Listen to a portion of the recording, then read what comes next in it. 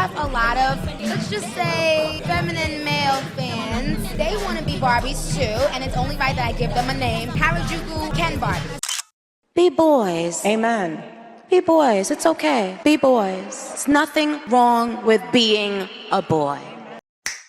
It wasn't that I wasn't cool, it was that the kids that were cool, I wasn't on their wavelength, which made me sort of uncool, I guess. You know what I did, man? Oh, y'all, man, for real, man. I see y'all boys outside when I see y'all, man, for real, man.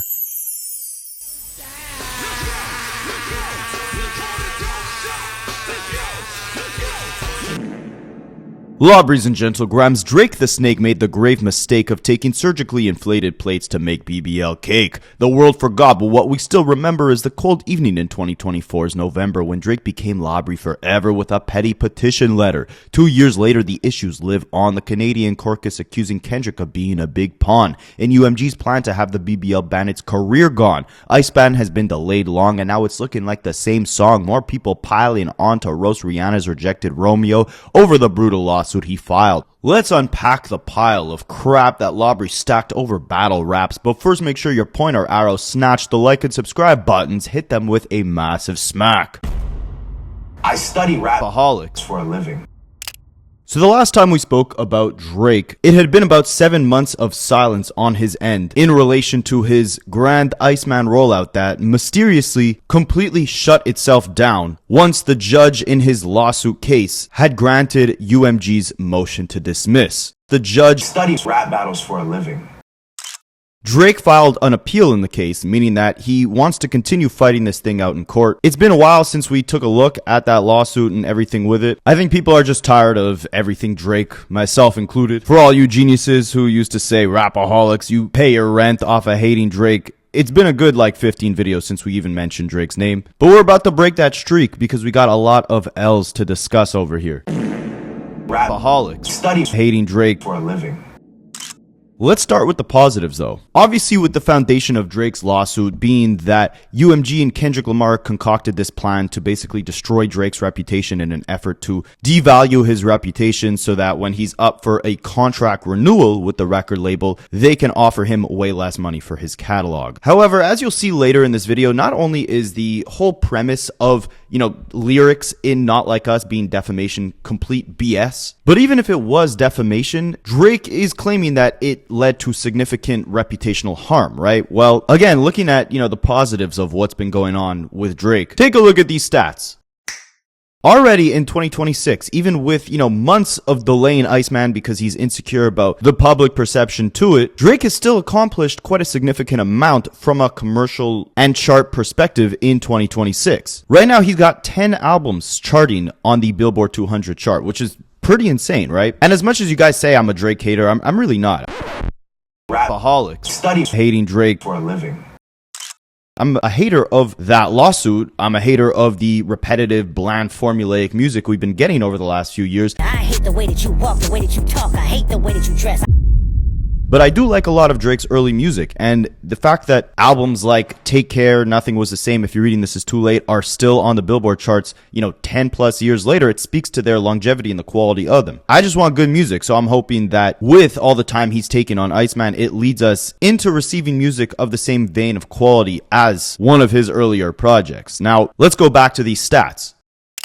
So the 10 albums on the Billboard 200, he's on pace to also have the biggest Spotify streaming year in hip-hop history for any rapper. He reached a new all-time high in Spotify monthly listeners, even though Kendrick holds the record for the rapper with the most amount of monthly listeners on Spotify. And the OVHOs will tell you it's a bunch of bots. He's also the highest-selling artist this year in the US so far, and he's got the 3rd and 6th highest-selling hip-hop albums of 2026. So I bring all this up to say, for someone who's right now in court suing over a diss song because he thinks that it damaged his reputation, I study suing over rap battles for a living. Does this look like an artist who commercially their reputation has been damaged? On a very big side note, I also always see these deranged Drake stans on Twitter talking about how, this went far beyond the rap battle because Kendrick Lamar, added the stain on Drake's jacket, the incorrect stain that he's a PDF, right? And that trickled into the whole world now running with this narrative that Drake is a predator. Yo, shout out to all the 12-year-olds in the building. What's up? I'll be honest, and maybe I'm wrong, maybe I'm biased, I don't hear anyone calling Drake a PDF in 2026. I hear people talking about how Drake is still spiraling because he lost a rap battle. I hear people talking about how Drake is scared to release Iceman because he doesn't know what the public perception about it will be. I hear people talking about Drake suing. I don't hear anyone talking about, is Drake a PDF? As a matter of fact, on this channel, I have never not once made a video about Drake being a PDF. So I bring all that up to say, if you're an OV ho that's like overly concerned with the damage that this song did to Drake's career and how it went so far beyond a rap battle and how hip hop can't move on from this battle and Kendrick caused this divide, the only person you got to look at is your cult leader and savior, La Brianna. Spicy. Because if he never sued over this diss song, there would be a whole lot less to talk about when it comes to the battle and the after effects of it 2 years later, right? We would not be talking about this battle to the same extent that we are today if Drake never sued. And another funny thing I find, all these different rappers who are talking about, you know, there being this hate campaign against Drake, from Jay-Z to J. Cole, Gilly the Kid, or whoever has been saying, you know, the industry turned on Drake. We love the excitement. And I love the sparring and the music you get. But in this day and age, it's so much negative stuff that comes with it, they almost wish it didn't happen. It's almost like it's a final thing. Now, people that like Kendrick hate Drake, no matter what he makes, no matter what he says. And it goes far, too. It's like attack on his character and his thing. And it's like, I don't know if I love that. I don't know if it's helpful to our growth. I hear very few of these individuals bring up this lawsuit that Drake filed and the impact that this lawsuit has on people in 2026 currently crapping on Drake. J. Cole did a whole press run, 3+ interviews. You didn't hear him mention that lawsuit not one time. He even brought up his whole lawsuit with Cameron and brought up how he hates the type of backlash Drake has been getting, but has failed to address the massive elephant in the room, right? To me, it's like disgusting how people try to use that opportunity, either show how they really felt about Drake the whole time, or just like pile on and tear this dude down and like create a narrative as if he's not great. It was a whole campaign and probably still is to this day. I hate that for Drake, and I hate how the world turns on him. And simultaneously, I'm over here like, man, I hope Iceman go crazy.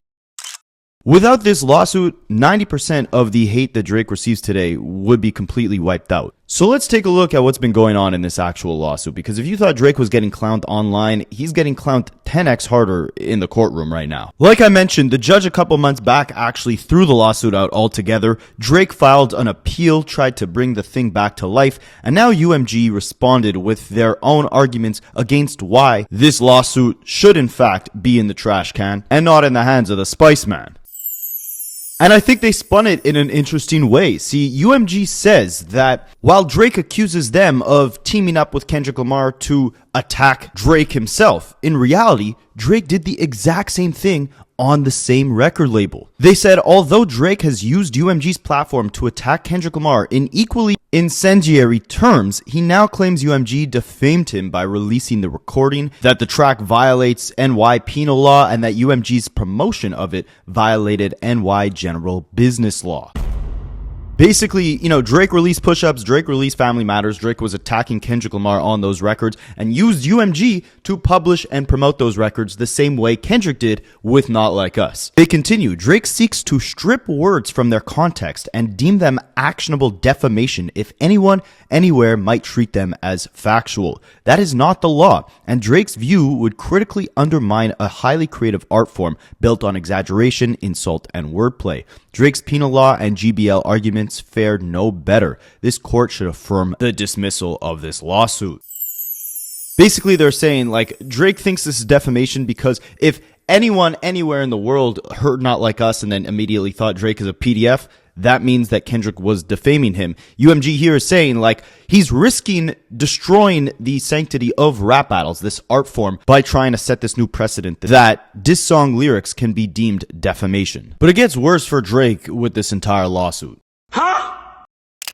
See, before the case was actually dropped the first time around, there was an amicus brief, I believe that's how you pronounce it. It's basically a bunch of legal scholars who come together to review and give their thoughts and commentary on big cases that are going on within the world. Now, recently, with Drake appealing his lawsuit, aka trying to, push it further in court, there is a new amicus brief which just dropped, which even features Yale Law School scholars crapping on Drake when it comes to this lawsuit. When it comes to Drake. Spicy.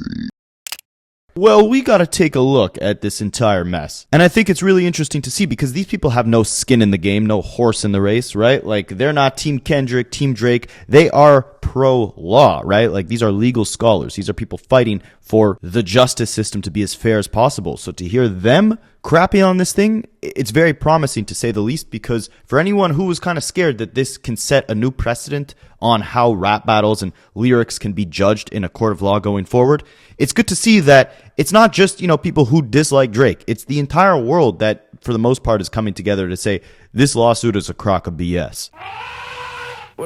So there were actually 2 amicus briefs that were filed on Friday, April 3rd in the United States Courts of Appeal for the Second Circuit that have backed UMG Recordings in its defense against Drake's defamation appeal over Kendrick's Not Like Us.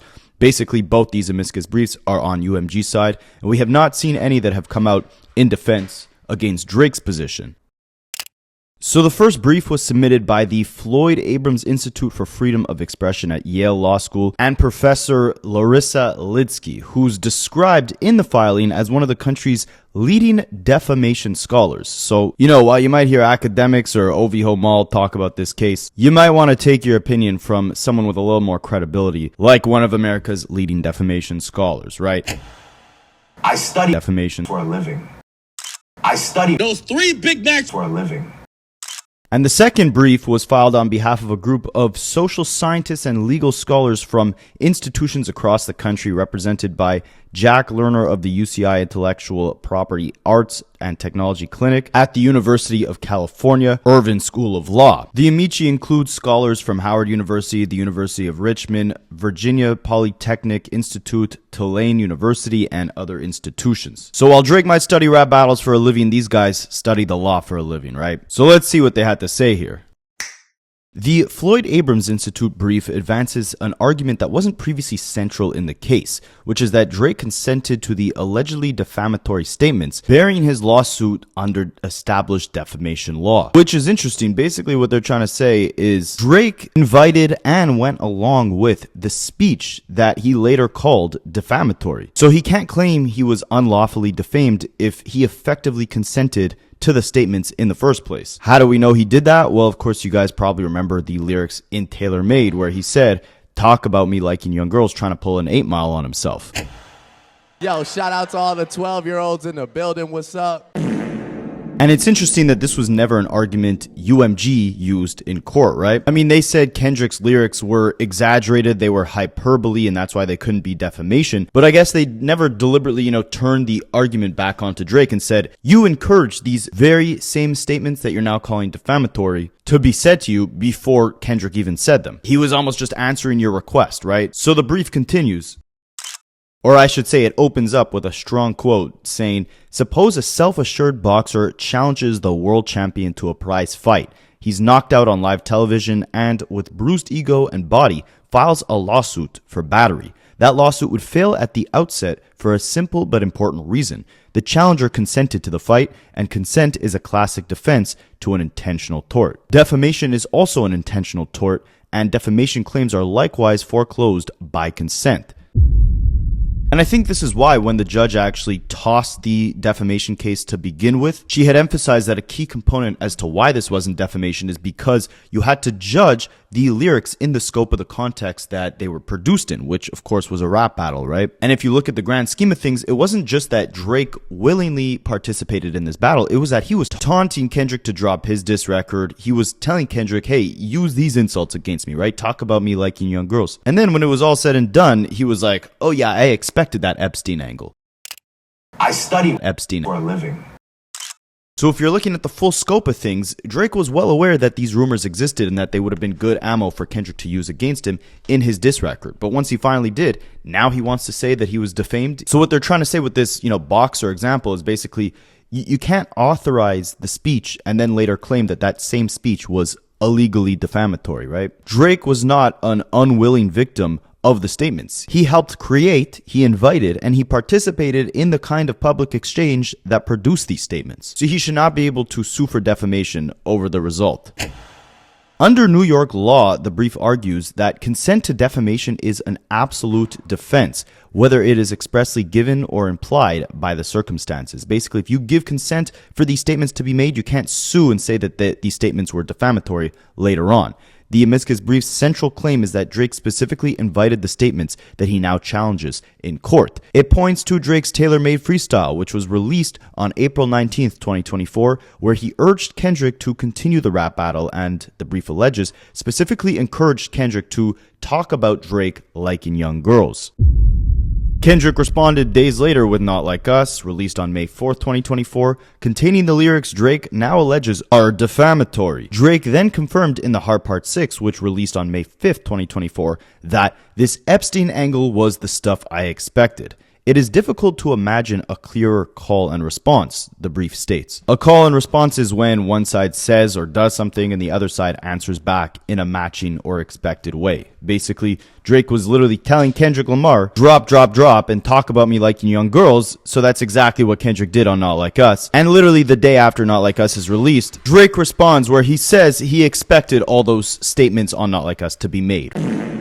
The Akademiks brief also addresses Drake's framing of the lawsuit as being about UMG's promotional conduct rather than Kendrick Lamar's lyrics. Drake's complaint makes no mention of tailor-made freestyle and contends that the suit is not about the artist who created Not Like Us. It is instead entirely about UMG, the music company that decided to publish, promote, exploit, and monetize allegations that it understood were not only false, but also dangerous. The Akademiks reject that argument by urging Kendrick Lamar to respond in a diss track and specifically inviting Kendrick to put allegedly defamatory lyrics in that diss track. Drake cannot now escape the applicability of a consent defense by suing the record company that published the track and challenging a scale of dissemination he had every reason to anticipate.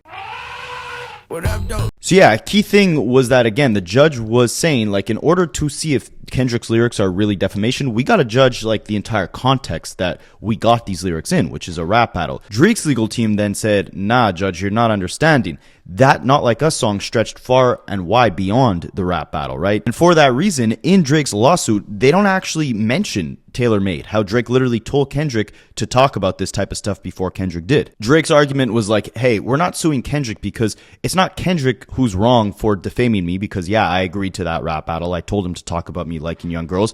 Yo, shout out to all the 12-year-olds in the... Instead, we're going to point the finger at UMG because they shouldn't have released this song in the first place if they knew that what Kendrick was saying in the song was a bunch of lies. And they especially shouldn't have promoted it, like sending it to radio and sending it to the streaming platforms, etc. However, that's UMG's job, right? And they did the same thing with Drake's Family Matters, which is another reason why understanding Not Like Us and the defamatory quote-unquote lyrics in the context of the rap battle is also important, because the same treatment Kendrick got from UMG by releasing and promoting his songs, Drake also got the same with Family Matters. The brief also argues that dismissal at the pleading stage is appropriate, citing New York courts' recognition that resolving defamation claims early, quote-unquote, has particular value where appropriate in libel cases so as to not protract litigation through discovery and trial and thereby chill the exercise of constitutionally protected freedoms.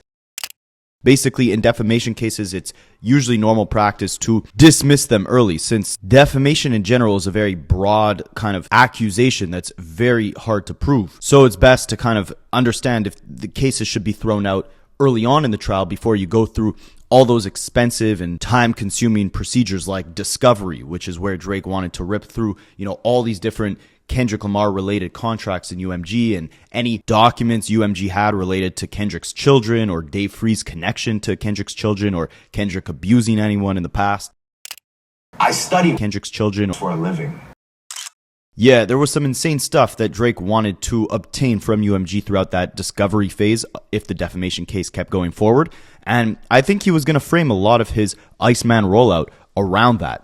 And I actually think even for Drake, that's kind of a blessing in disguise because we're 2 years removed from this battle already. I don't think the whole theme of Iceman at this point has to be like Drake's revenge or Drake reflecting on all the enemies he made throughout that battle or the battle in general, right? Like he can now kind of move on from all that crap and not sound so kind of resentful or hateful in the subject matter within his Iceman album, if it ever even drops.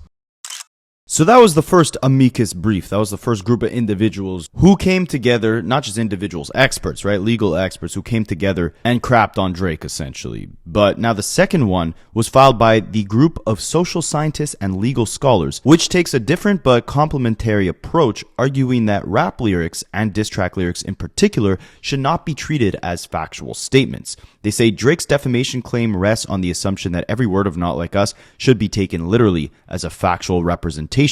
This assumption is not just faulty, but it's dangerous. And this is kind of the argument that UMG had as well.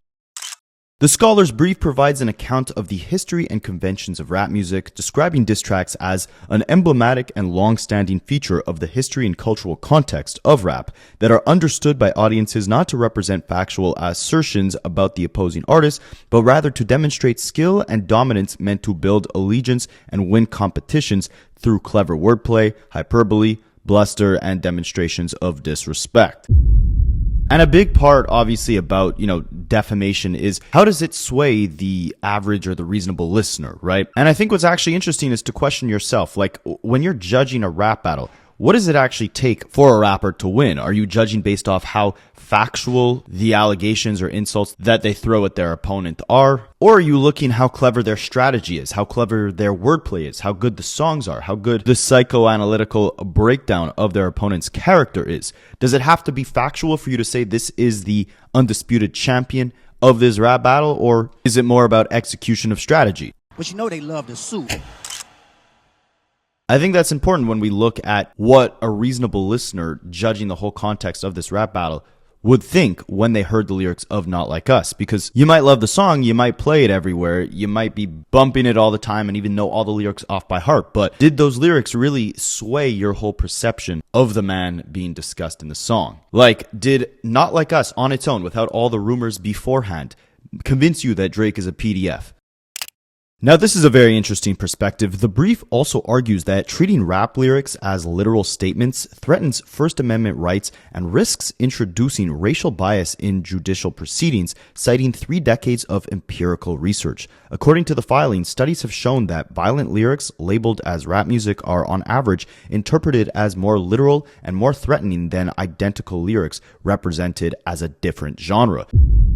And we saw that in other court cases too, right? Like a lot of the Young Thug RICO case that happened a couple years back, his lyrics were foundational in the accusations being placed against Young Thug. I mean, they were relying so much on his lyrics to build a case against him for real crimes that they even started misinterpreting and misquoting lyrics, like literally just creating lyrics that Young Thug never rapped in such a desperate attempt at trying to pit crimes on him based off who he is as a rapper, as an artist. Shout out to Yale for directly saying bringing up rap lyrics in court is racist, and we can prove it because we don't do it with rock and country, but we do it here. Because if you did it with country, you'd have a whole lot of people arrested for killing their cheating ex-husbands, but we don't do that. Here they're saying, like, setting a precedent like this where, in a rap battle, someone can get sued for defamation in a genre like hip hop that already faces this prejudice, where we see rap lyrics used against artists in criminal court, it sets the stage for a very slippery slope, right?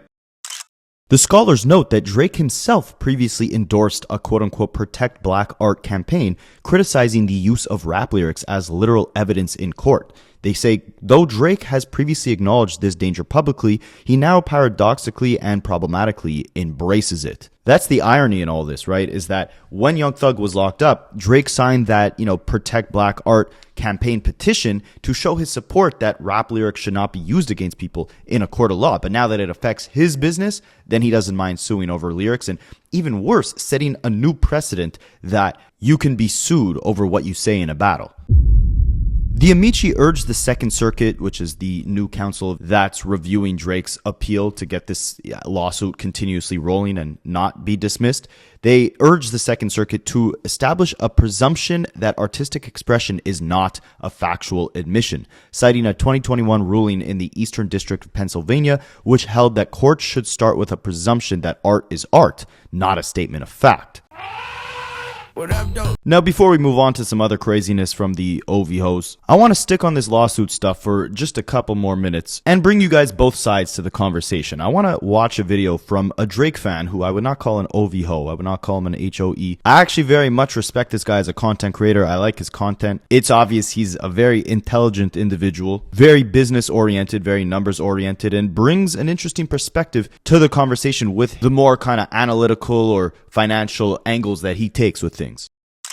He dropped a video called What If Drake Never Sued UMG? And he brings up a lot of points defending the lawsuit. Now, the main reason why I actually wanted to react to this is, I mean, he makes some interesting points that are worth discussing, but also he, if you guys didn't know, did a whole video where he debated 5 Kendrick fans, and I respect that. He sat down, gave a couple hot takes, and he argued 5 different people all at once. Now, some people say that those quote-unquote Kendrick fans were actually paid actors for this video.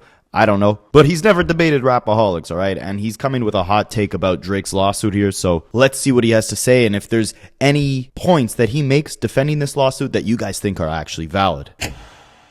What if Drake never sued UMG? That's a question we must consider. And I started thinking about this question when I watched a clip from Charlamagne and Andrew Schultz talking on the Brilliant Idiot podcast. Would the world have moved on? Would Iceman be out? Would Standum not exist? Would the conversation have shifted online? That's the question we're going to think about right now.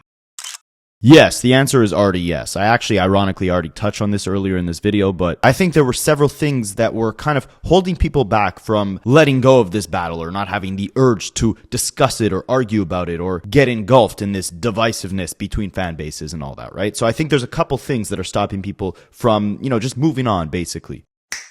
First things first, I thought Kendrick Lamar had to come out, explain his intention behind his Like That verse, why he kind of, amplified this entire beef, and also drop some new music to see if he really took that torch from Drake on the number side of things to be leading this kind of new wave, right? And we saw him do that with GNX, and then during the Super Bowl, he had that interview where he explained Not Like Us, the meaning behind that, and his intention behind starting this battle. So that's out of the way. Then I also thought J. Cole needed to come out and explain why he apologized, where he stands with Drake and Kendrick, and why he popped out in this beef in the first place and then quickly, decided to back out. And he went on and explained that after he dropped the fall off, right?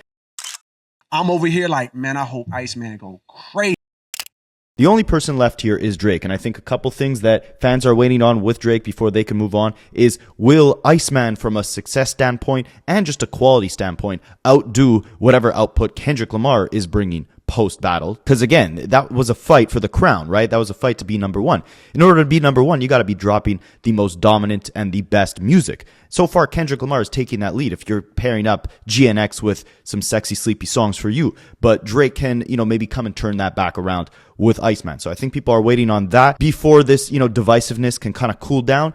And most importantly, people are waiting on the outcome of this lawsuit, because don't forget, Drake himself framed this like it's a big red button. There were leaked DMs where Drake was talking to this guy saying that this lawsuit was going to expose all the shady tactics behind the music industry and make it a safer space for artists of the future. He was teasing a red button with all these Iceman episodes, and all the visuals and the characters in the episodes were allusions to this grand plot that represented the whole lawsuit, right?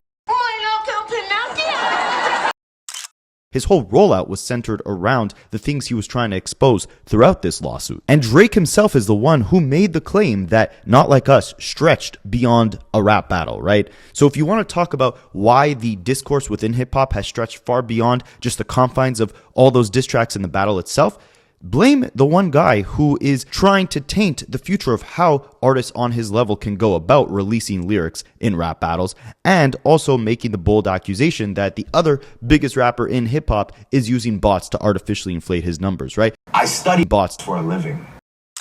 Until we get answers about this lawsuit, people are going to naturally talk about it and have very harsh opinions or strong opinions on it, because your boy jumped out the gate with some very bold accusations. So yeah, without this lawsuit in place, there'd be a lot less to discuss around this battle in 2026, 2 years later. I always say, I think the reason why fans, and myself included, keep harping on this thing is because there were so many unanswered questions. And right now, that lawsuit is the biggest one left unanswered. In case you've been living under a rock, here's why Drake is suing his own record label, Universal Music Group. Drake alleges that the label not only promoted, but they also profited from boosting defamatory lyrics from Kendrick Lamar's hit song Not Like Us. He argues that the allegations made in that song have harmed his reputation and also created real-world safety issues for not only him, but his family. He also alleges that they use artificial streaming bots and manipulation to amplify the song beyond organic demand. And all of these things were done while he was negotiating a contract, so he feels the label did this to devalue him while also incentivizing Kendrick Lamar to sign a new contract by engaging in this battle. It's funny, we haven't reviewed this lawsuit in so long that I actually forgot like how ridiculous the claims that Drake made in this lawsuit were. Like what, his safety was in danger because of a Kendrick Lamar song? Yeah, his house got shut up right after the song came out. But guys, I mean, do your research on who was involved in that shooting. Allegedly, I don't think it was anyone associated with TDE. Sure, yeah, he might have had a contract that was expiring or up for renegotiations, but do you think UMG, they addressed this in the lawsuit, they own his whole back catalog. Would they really be dumb enough to make this guy seem like a predator, like a Epstein, Harvey Weinstein type of individual when they own the rights to a massive chunk of his music? Would that be a wise business decision? I study Epstein, Harvey Weinstein type of individuals for a living. And if that was really the case, right, and this was all a ploy to devalue and destroy Drake, why would they also simultaneously release Family Matters, which makes Kendrick look like an absolutely horrible person as well, right? Like, you have OVHOs on Twitter who have been doing, like, FBI-style investigative research to try and find a lady who made a video in 2014. She was like an alleged security guard at the Hard Rock Hotel in like 2014, and she was the one who initially made the claims that Kendrick hit Whitney. Like, you got people today, 12 years later, trying to find this woman to get revenge for Drake. You could blame all that on UMG as well, too, right? Like, if UMG never released Family Matters on streaming platforms, maybe these OVHO cult members acting like freaks online, trying to dig up, this private individual's personal information, maybe that would have never happened, right? If UMG didn't promote and release Family Matters. Kendrick's got to wear that on his jacket now forever, too, that people now believe he, beats up women. So the same thing that Drake is accusing in this lawsuit is so ridiculous when he willingly participated in this battle, and also with the help of UMG, did the exact same thing to Kendrick that Kendrick did to him. Personally, I don't really care if Drake wins this or loses this. That's my personal opinion. Would I have filed it if I were him? I don't know, because I've never had hundreds of millions of dollars at stake. But I understand why he did it, because this is business. It's not personal. Of course, it affected him personally, but at the bottom of all of this, I think it is a business decision. Yeah, well, to go back to Mr. Roebuck's initial point of that, people would still be talking about this battle without the lawsuit if it never even got filed. I completely disagree for this core purpose, which is that we don't truly know Drake's core intention behind the lawsuit. Like, what did he want to gain from this lawsuit? What was he asking from UMG? Was he asking for, monetary damages? Was he asking for the song to be removed from streaming platforms? Drake hasn't done a sit-down interview. He hasn't, spoken on this lawsuit in the music, and the lawsuit got dismissed so quickly that we couldn't even see it pan out with Drake's lawyers in court telling the public, or telling the judge at least, what Drake actually wanted out of this. And until the fans understand, what the outcome of this lawsuit would be, and why Drake filed it in the first place, and what he wanted to show the world if he was the winner of this lawsuit, until we know that, there's always going to be that stain on Drake's jacket. There's always going to be these very strong, opinionated people who feel completely betrayed by Drake, the rapper, not just the businessman or the artist, the rapper, for going the route of suing over a battle he willingly participated in.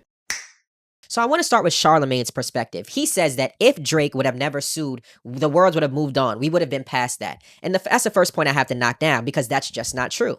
Even before Drake filed this lawsuit, there were major companies that were tweeting the lyrics to Not Like Us and making jokes at Drake. We can include Major League Baseball. We can include the Grammys. We could include Pizza Hut. We can include Duolingo. We can include some of the biggest people in the world, even Apple Music, who used Drake as the face of their product when it first launched, tweeted out Not Like Us. So before this lawsuit even occurred, there were major corporations talking about it. It was being played in kids' parties all around the world. It was out there. So if you think that if he would have sued, this would have went away quietly, no, it wouldn't have. We're still talking about Jay-Z and Nas almost 20, 30 years later, right? 25 years later, whatever it is at this point. So do you think that the biggest battle hip-hop has ever seen would have just went away without a sound? Absolutely wrong. All right, so first of all, the examples that Mr. Roebuck names here, the World Cup or the Super Bowl or the Grammys, these were events that happened after Drake already filed that lawsuit, right? He had said that, people were doing this before the lawsuit. First of all, the whole Super Bowl, Kendrick's whole kind of theme when it came to playing Not Like Us on that stage was centered around the fact that Drake sued, right? They tried to rig the game, but they can't fake influence. I want to play their favorite song, but I know they love to sue. These are direct quotes that Kendrick would not even be able to use in his performance if Drake had not filed that lawsuit initially. The whole game of teasing the song, and if you play it, you lose the game because you're not playing the game correctly according to the system. All that was in reference to the fact that Drake was trying to rig the game by agreeing to partake in this battle and then suing because he didn't like the outcome. I want to perform their favorite song, but they love to sue. What song? Yeah, that song. Beyond that, he shows screenshots of, Apple Music, who Drake had a massive deal with very early on when the platform had first been pushed to market. All Apple Music tweeted was, they not like us, they not like us, they not like us. Those lyrics, they not like us, has nothing to do with the PDF, quote-unquote, defamatory lyrics that Drake was suing over. Now, two things here, right? A, this was a massive cultural moment. The fact that Drake and Kendrick were going head-to-head before Not Like Us even came out. You had Spotify putting billboards in Times Square talking about rap is a competitive sport. You had the entire world tuning in to watch the two biggest players in hip-hop battle it out, right? So the fact that people were talking about it afterwards, the fact that you compare it to Jay-Z and Nas, yes, it's very similar to that, right? Of course, we're going to be talking about the outcome of this battle years later, but that's the judge's whole point when she threw out the lawsuit, is that you have to judge these lyrics that Drake claims are defamatory in the context of which they were published in, which is the rap battle, right? And when your opponent is telling you, hey, a great insult that you can use against me is all those long-standing rumors about me, quote-unquote, liking young girls, and then Kendrick follows up and actually does it, but integrates those lyrics inside a track that is just so irresistible, right? That is magnetic, that would have moved the culture, that would have hit the charts and made a splash and impact commercially, even if it wasn't a diss track. Really, these Drake fans, they're not mad at Kendrick Lamar for calling Drake a PDF. They're mad at Kendrick Lamar for calling Drake a PDF while playing Drake's game better than he does. Spicy. He made the hit. He made the cultural splash. When the whole world was watching this battle, when he had all eyes on him, what did he do? He whitelisted the song so that reactors can react to it for free, making sure that the entire world was reacting to this thing. He put the most scathing rumor that Drake has on his jacket in the catchiest song that he released in this battle. That was strategic. And the funniest part is Drake was the one who gave him the strategy in Tailor Made. Yo, shout out to all the 12-year-olds. So two things can be true at once, right? Yeah, people may have still been talking about Not Like Us years later, but that's because it was a good song. But if you really want to get analytical with things, every single time there's a big splash in the news cycle about, a new update in the Drake lawsuit, we see Not Like Us surge back up to the top of the charts. So I know Mr. Roebuck is the numbers guy here, right? After the biggest cultural event, Drake went on and made an unprecedented move by suing. The song was undeniable, so it had long-standing success on the charts. However, every single time there was a new update in this unprecedented lawsuit, the song would shoot back up way higher than it was on the charts. So as you can see, there's literally direct data to prove that Drake filing this lawsuit prolonged the success and longevity of Not Like Us and the discussion of this rap battle. On top of the major corporations, the stan bases already existed. Right after certain songs were released, people were tweeting pictures of each other's children, both Drake's and Kendrick's. People were making nasty and heinous allegations, doxing each other's, making crazy allegations about superstars and celebrities and relationships that never even existed. This went too far long before the lawsuit.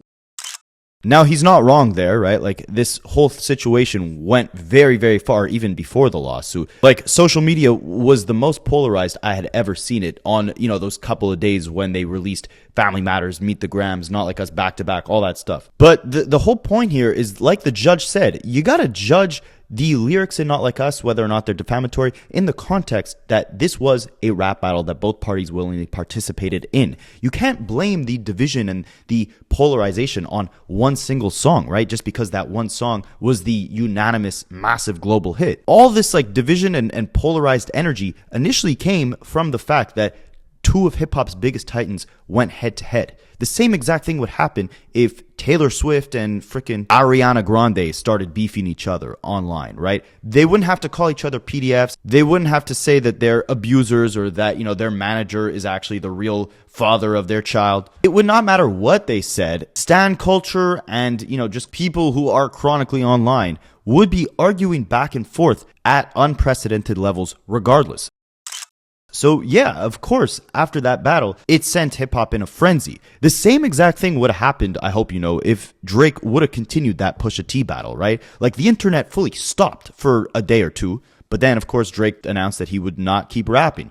In this case, he kept rapping. Both of them released like 4 diss tracks. Both of them said some of the most scathing, disgusting things about each other. So, of course, the polarization, the social media activity, the back and forth would be at all-time levels, right? That remains true for that time period. Like, in 2024, forget it. Like, that's all everyone could talk about. But we're in 2026 now. If Drake didn't still have this lawsuit out, there would not be as much confusion about the aftermath of this battle for people to still continuously discuss it. The one thing that is fueling the division between Drake and Kendrick the most at this point is that lawsuit.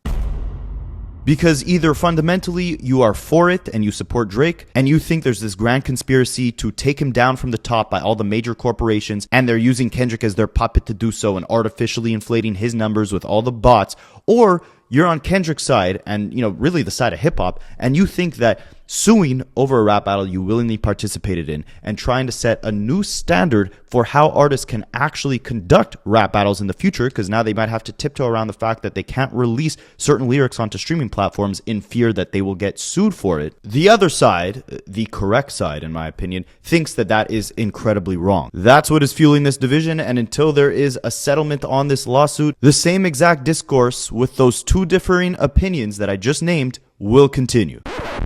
And I want to make it very clear before we continue this video, like, he said that, all the polarizing, the insults, the division, it went too far before the lawsuit. Again, I just want to emphasize, we cannot just look at Not Like Us for all that division, right? Like, we've established Drake willingly participated in this battle, begged Kendrick to drop, and also told him to talk about him liking young girls, and also put insane allegations on Kendrick Lamar's jacket as well, right? Like, we established that. Okay, cool. We can move on then.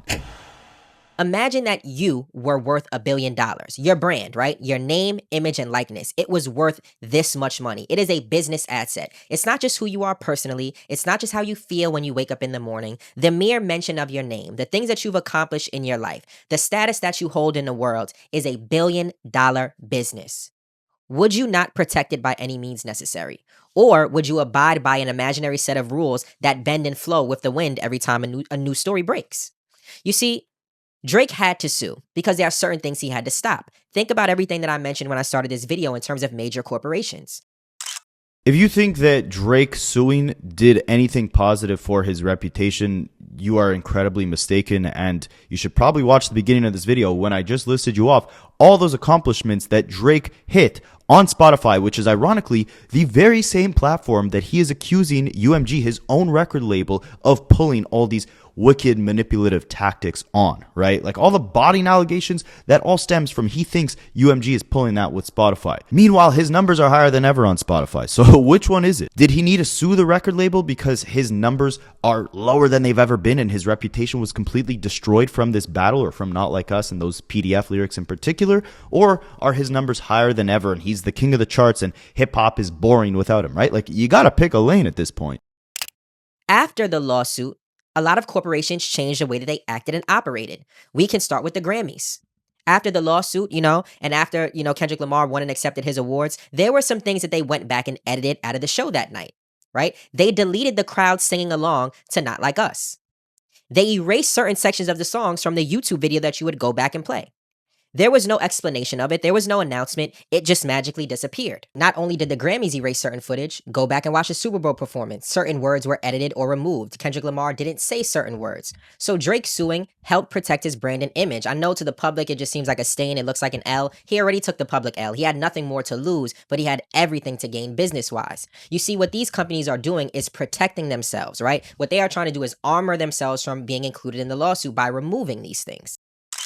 I guess I'll give it to him since we didn't have a clear answer on that. I don't know why the Grammys cut out like Not Like Us when Kendrick was walking up to accept his speech. Maybe because the word PDF played while he was walking up on that stage, and they can't have that word being played out there when this active lawsuit is filed. But let me ask you, do you think that video of Kendrick walking up to receive the award for Not Like Us, if people just heard Certified Lover Boy, Certified PDF while he's walking up to accept that award in this video, that would somehow destroy Drake's brand more than it already was destroyed from taking the L in the rap battle to begin with? I don't think he really saved his brand or his business by having the Grammys, silence the song while Kendrick went up to receive the 5 awards that night that he won for the song, right? I think the 5 awards themselves were enough attention on the song to still give Drake another L to add to his long list. And as far as the Super Bowl goes, I mean, yeah, of course. Like, obviously, Kendrick Lamar is not going to say the word PDF on the Super Bowl frickin' stage, right?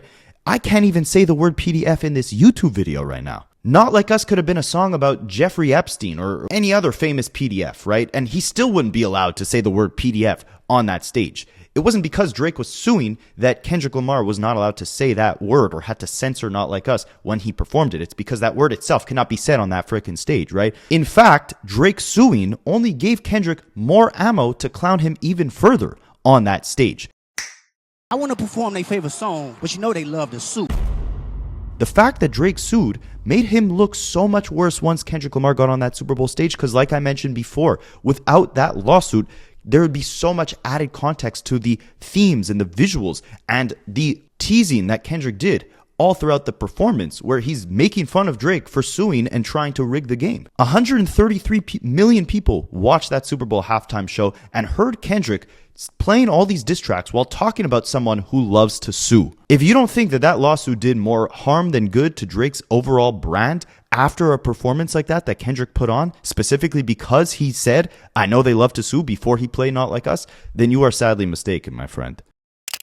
Well, people might say, I know Yale scholars wrote a bunch of papers and they said, well, if Drake wins this thing, it's over for hip hop. People won't be using battle lyrics and I have to think twice about the things that they say. And I respect the scholars who do this. They study these things, but I just think they're wrong here. And there's a number of ways to prove that. Number one, while Drake was suing, Kendrick still went on and performed the record. Hip hop wasn't in danger then. Number two, right after he sued, there were a bunch of battles that ensued right after. Think about you think about Quavo and Chris Brown. You could think about Joey Badass versus the whole West Coast. You could think about Cardi B and Bia. All those things happened right after this battle. None of them were scared to say the things that they said. Because think about it. In order for this even to be a case that people are considering, maybe taking seriously, you had to have the 2 biggest rappers in the world on the entire stage with the world watching and have a song that was as massive as Not Like Us. This is not affecting the everyday writers or the everyday artists. And I just gave you the perfect examples of why it won't affect them at all. Kendrick still went on to perform the record. Battles are still taking place. Smack URL is not in danger. Nothing has changed in that realm, and it won't change if Drake wins this case. Okay, well, this is an interesting point he brings up here, right? So, first of all, he says that, the whole notion that this lawsuit would compromise the sanctity or freedom of speech within rap battles in the future, he's saying that's wrong because look at Kendrick. He kept performing Not Like Us all throughout his GNX tour or the Super Bowl or the Grammys or this or that. Yeah, well, do you remember how every time Drake updated his lawsuit, he updated it with all the new performances and integrations of that song that Kendrick and UMG implemented, right? Like, he filed the initial complaint in January, and then he filed an amended complaint, like he added stuff or corrected stuff in the lawsuit by April of 2025, and by then he added in all these new things, like Kendrick on his world tour, Kendrick at the Super Bowl, at the Grammys, performing Not Like Us. So he's adding it into this lawsuit. It's just that the lawsuit got dismissed, so we couldn't actually see the risk behind Kendrick performing the song at the Super Bowl or whatever. Because if the judge thought it was defamation, it would add a whole other new context to whether or not there was added damages towards UMG for letting Kendrick play that song at the Super Bowl or on his tour, etc. And then to compare it to these lighthearted battles, right? Like, there was no battle where people were flinging, such vulgar, such dark insults each other's way, right? Like the Bia and Cardi B stuff, the Quavo and Chris Brown, even the Joey Ray-Vaughn thing, like these were all surface level battles, right? Like what we're talking about here when people say that it can compromise, the sanctity of free speech in the future is that if you now set the precedent, the judge says this too, it's not just the Yale scholars who filed those amicus briefs or however you pronounce that, the documents we reviewed earlier in this video. It's not just the Yale scholars that are saying this, it's the judge as well, right? The judge literally said, like, this is protected speech. This is art. If you start twinkling around with the limitations behind what can actually be said in your art, you have now just completely altered the playing field. It's not that rap battles can't exist anymore if Drake won this lawsuit. It's that they can never be the same. And if you notice also, like 90% of those diss records and those battles that J Robach had named here, like the Bia, Cardi B stuff, all this stuff, like again, they weren't really vulgar at all. They weren't really cutting deep in any regard. But also a lot of these diss records were not actually released onto streaming platforms. And that's another big thing, right? Drake is suing the streaming platforms for publishing these songs. Imagine an artist in the future is sitting on a bona fide hit like a Not Like Us, but the record label refuses to actually release it and let it become a hit and let the artist profit off of it because they're scared of getting sued over the lyrics and subject matter within it. There's a reason why throughout, both sides defending themselves, Drake and UMG, they bring up old defamation cases from the past, specifically ones that involve art and music and lyrics, because every past case builds a new standard. So if Drake won this case, yes, it would build a new standard. There's no doubt about it. I mean, I don't think these Yale scholars or the judge herself was lying when they said that. I mean, you can talk about courts using lyrics against people all the time. Think about Bobby Shmurda's case. They reference his lyrics in that. I mean, how many jokes are there on social media talking about how GS9 ratted on themselves because they were rapping about things that were allegedly real? Then you can think about Young Thug's RICO case. They use lyrics during that case. So these things have been used before. This is a common tactic where people will use music or art in court cases. Look at the Afro Man case. They used lyrics in a music video that he did. They lost, but it was still presented in court. So trying to frame Drake's lawsuit as some attack on free speech is really just fear-mongering. Nothing would legally change from the outcome of this lawsuit. Brother, the irony is that Drake literally signed a petition to stop criminal trials from legally being allowed to use rap lyrics against defendants, right? Like, Drake was adamantly, passionately against that when it came to Young Thug. Like, he saw why that was wrong.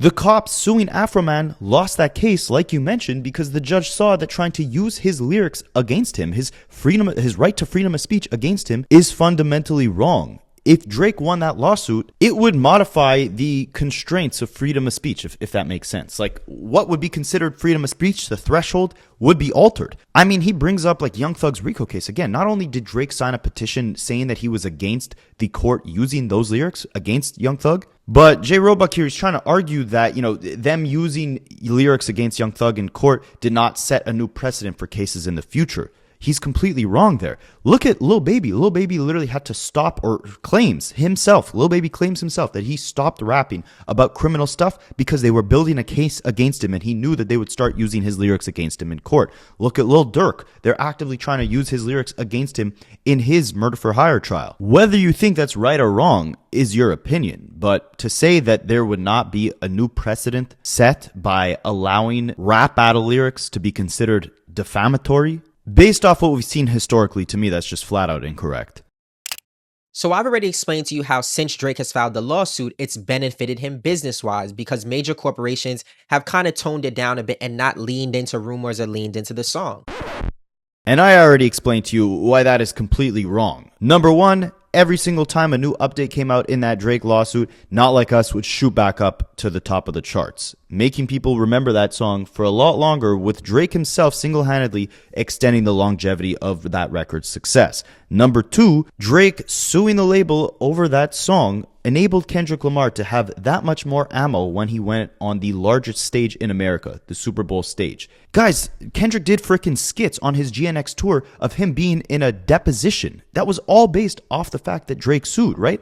Drake gave Kendrick Lamar not only the ammo on TaylorMade saying, hey, talk about me liking young girls, but also gave him the ammo for his victory lap by saying, hey, this loss was so bad to me that I'm going to sue you. And now you have the ability to incorporate the theme of me suing over a rap battle into every single one of your performances. So to say that this lawsuit helped Drake's business and brand because, the Grammys censored out the word PDF when Kendrick went to go up to those awards, when simultaneously throughout Kendrick's entire victory lap, all these massive stages that he was touching, he basically damn near let the world know all those stages that Drake had sued over this battle. Like, come on, man, you can't tell me that that's not a 10 times bigger blow to Drake's reputation and to his brand image than the Grammy censoring the song, or UMG, not letting Pusha T release a Kendrick collab on his album, right? Like those are the most ramifications that this lawsuit has had in terms of being a plus for Drake and his brand. Everything else when it comes to Drake and this lawsuit has been disastrous for his brand. Like, I literally call you guys lawbreeze and gentlegrams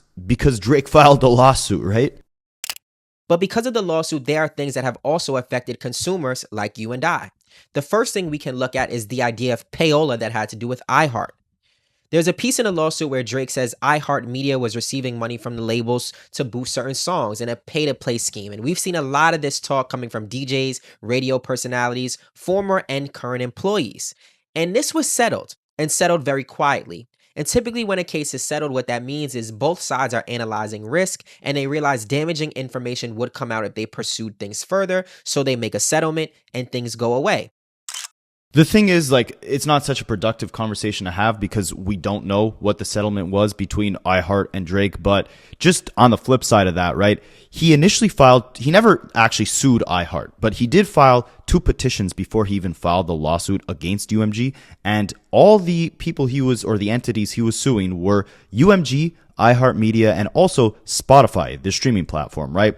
Now, he did, amicably settle with iHeart. We don't know if that means that iHeart paid him. We don't know anything. But as far as his petition against Spotify, he didn't settle with them. In fact, he just withdrew his Spotify petition. And both Spotify and iHeartMedia had came out and said that Drake's allegations, obviously against them, were false, right? As any big company would do. So to speculate on whether or not iHeart had paid Drake because they knew, they were wrong is kind of just useless. We don't know anything. And iHeart had said that they didn't pay Drake. So not much else to go off of there. But it does logically make sense that he would focus on one main defendant in the actual lawsuit, which was UMG, because the more defendants means the more motions, the more discovery fights, the more finger pointing, the more messy the story becomes when Drake presents it to the judge. He's already spending out the wazoo on these lawyers, right? So you might as well build the cleanest, clearest, most concise case possible. So if you're wondering why he removed iHeart and Spotify from these lawsuits, in my opinion, logically, that's what makes the most sense.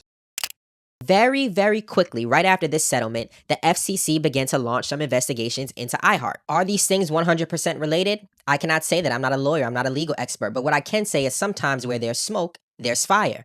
But why would a consumer like you or I care about these investigations into iHeart or into Spotify or any of these platforms? There's a very specific reason, because we want authenticity. We want confirmation that the things we are hearing and that things that are going on are actually as popular as they appear. We don't want the people with the most money to be the only things we hear. How can we discover new artists if we're only relying on systems that reward relationships with labels or that reward money? That's not the right way that I want to be informed as a listener. And this leads us to our next point.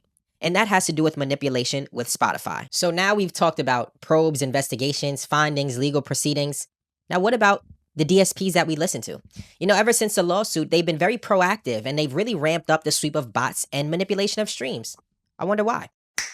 I don't disagree with Jay Roebuck here, but the thing is that you also have to look at is you're saying ever since this lawsuit, Spotify's been very proactive at eliminating the bots off their music. You do realize like one of the biggest bot removals on the platform happened to Drake's good friend on an album that Drake was featured on, right? Like there was literally a song on 21 Savage's last album that featured Drake that had millions of streams removed from it weeks after the album's release. And we also know 21 Savage is good friends with Young Thug, who was on recorded jail phone calls talking to a manager or someone on his team about implementing bots on his music to boost up the sales, right? We still have to deal with Morgan Wallen because he's doing 100,000 every week, no matter what. Who? Morgan Wallen, the country guy. You think we're gonna beat the boy? Yo, my man, I'm not going to sleep until we beat him. So whatever happens. Yeah, let's try to beat that. You still got that plug, right? That shit we did with Gunna, you still got that plug? Yeah, you know what I mean? Yeah. Tell you, all right, my boy. Yeah. The #1 album you just had right now, I paid for you to have a #1 album. You didn't honestly earn a #1 album over the weekend, my boy. I paid for that. I never said that to him. I never told him that. Cause we just got the plug on that.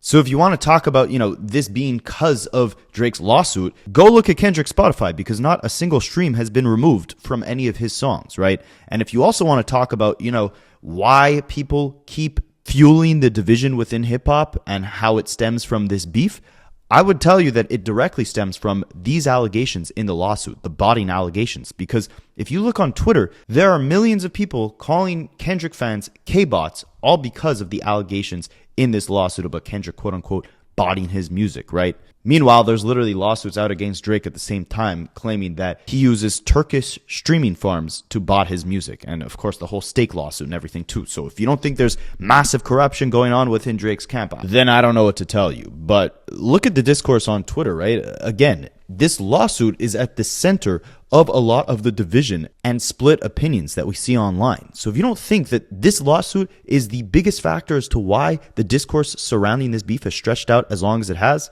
I can't argue anymore. I don't know what to tell you. I mean, why would we as consumers want to listen to botted music? Why would artists want to compete with botted music? Spotify now does a monthly crackdown, and they've started actually putting out this information about streams that have been removed. They've removed over 75 million fake streams in just 1 month. That is very, very important, and I actually think that's a good thing. I mean, who on here who's watching this video would advocate for fake streams and botted information? I don't know if I would ever do that.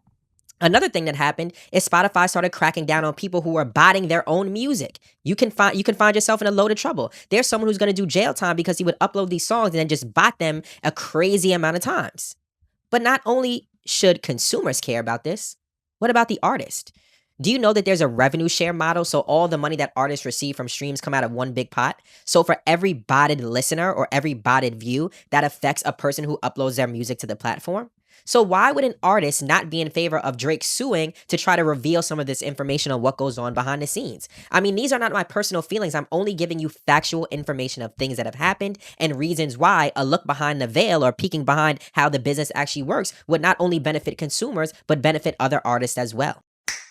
I don't disagree on that. The problem is that the foundation of Drake's lawsuit centered around the defamation claim, right? So in order to even get as far as to try and peek the veil behind the curtain and expose people using bots on their music, you gotta first compromise freedom of speech and set a new precedent that you can sue for defamation over song lyrics, which I think far outweighs the pros of exposing botting in the industry when we already have known that that's been going on for ages now, right? The problem is obviously J. Roebuck here, and I'm sure a lot of other Drake fans would fundamentally disagree that, suing over this rap battle would compromise free speech in the future. He says it's fear-mongering. Meanwhile, Yale legal scholars and the judge herself will tell you that it encroaches on your First Amendment rights. Who are you going to believe?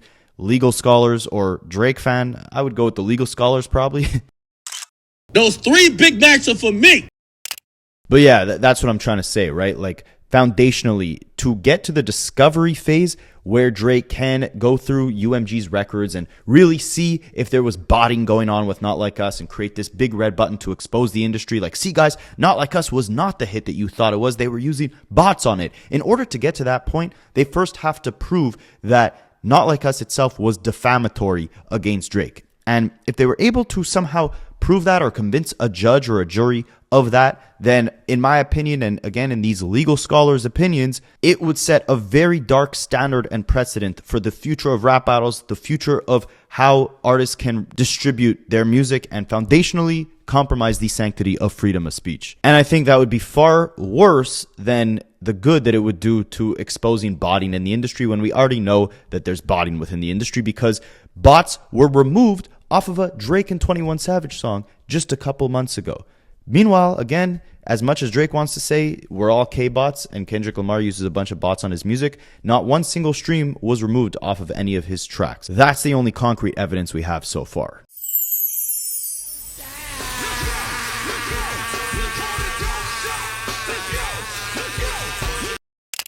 This video is pushing way too long, you guys. I had fun recording it. I hope you had fun watching it.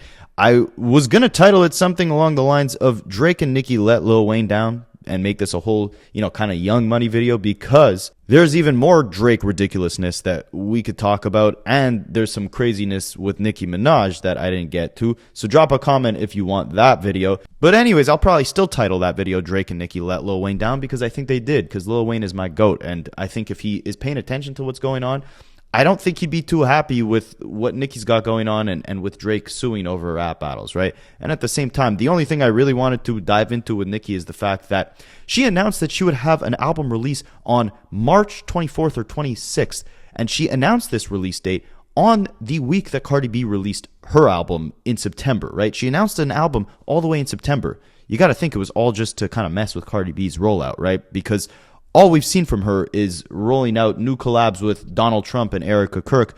We haven't actually heard a single bit of music from her in ages. But she was so threatened she had to announce an album when she saw Cardi B have a little glimmer of success after 7 years of not releasing a project of her own. So yeah, Drake and Nicki, they let Wayne down, man. But Wayne let us down with the Carter 6, so I guess it all balances out, right?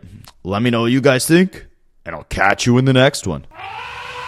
I study rap for a living.